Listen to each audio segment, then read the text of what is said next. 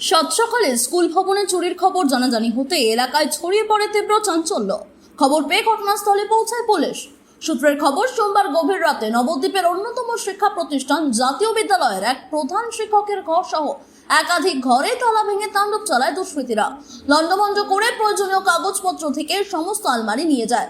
School কর্তৃপক্ষ জানায়, উপরের অফিস ঘরে তালা ভেঙেছে।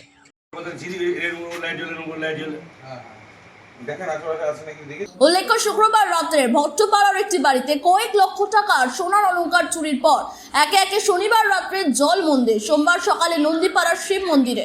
উল্লেখ্য, শুক্রবার রাত্রে ভট্টপাড়ার একটি বাড়িতে কয়েক লক্ষ টাকার সোনার অলংকার চুরির পর একে একে শনিবার রাত্রে জল মন্দির, সোমবার সকালে নন্দীপাড়ার শিব মন্দির এবং সর্বশেষে গতকাল রাত্রে নবদ্বীপ জাতীয় বিদ্যালয় চুরির ঘটনায় আতঙ্কিত গোটা শহরবাসী।